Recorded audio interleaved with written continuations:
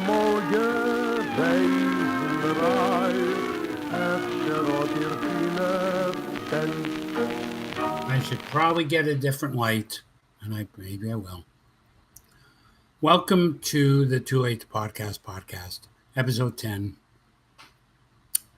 which is being done immediately following episodes 7, 8, and 9, which I have all recorded on the same day. It looks to me like this is the way it's going to be. So I'm trying to keep each episode to 5, 6 minutes, 7 at the most.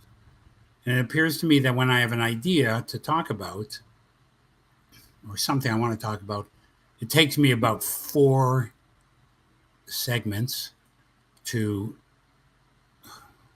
sufficiently digress like I do and still sort of try to get back to the point. It takes me, I can't talk about whatever I'm going to talk about in one 5-minute episode. I probably need 20 to 25 minutes, but I realize 25 minutes would be a lot to ask, and maybe this way, you're like, oh, he didn't quite finish the thought. I gotta click on the next one.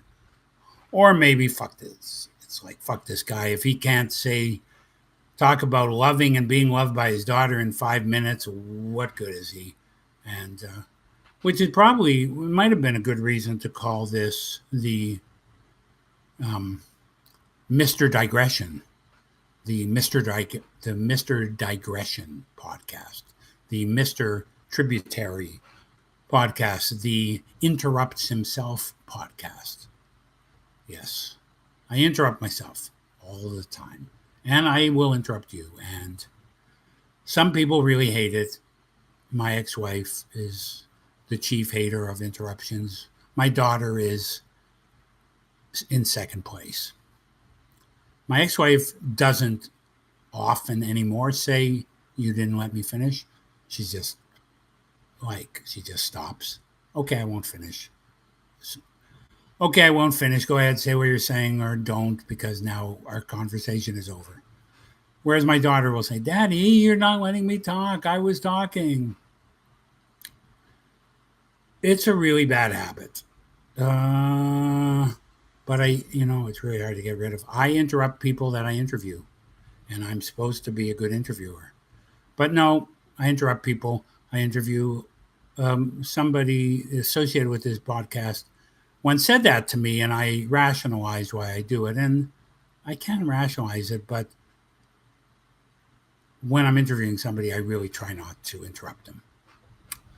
But sometimes I don't know. Sometimes I'm not gonna go any further with that. It's something I do, and I can cut around it sometimes, and sometimes I can't. It's a bad habit, but I try my best not to break it.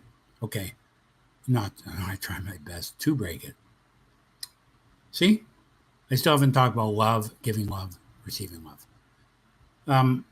The old canard was, you can't give love to a woman, mate, partner, girlfriend, love, interest, unless you love yourself. You need to be giving love to yourself.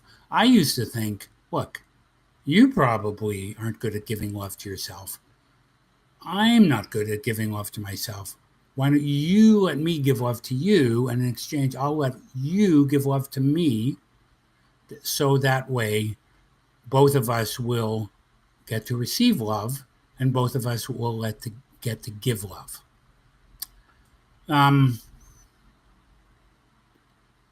I think that I will say this for sure.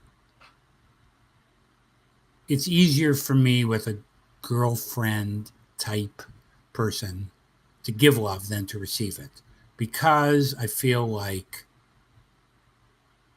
I didn't get good at receiving it in the course of my lifetime.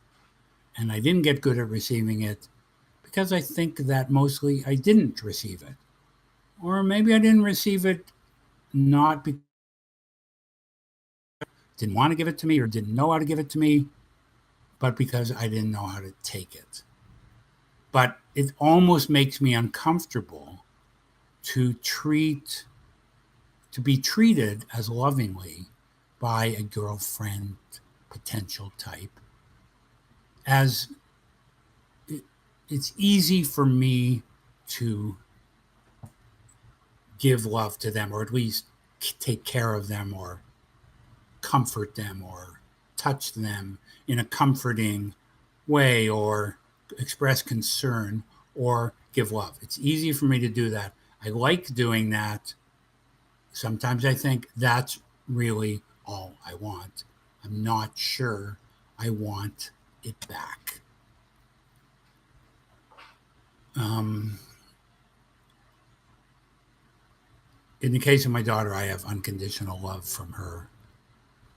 And I think that, as much as I was speculating about it before, I think that giving love to my daughter, receiving love from her, creating love together is kind of inseparable. Although you can break it down.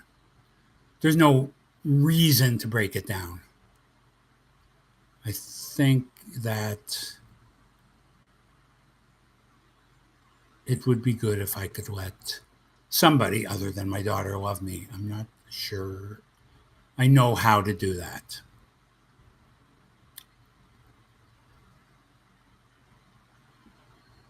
Till next time.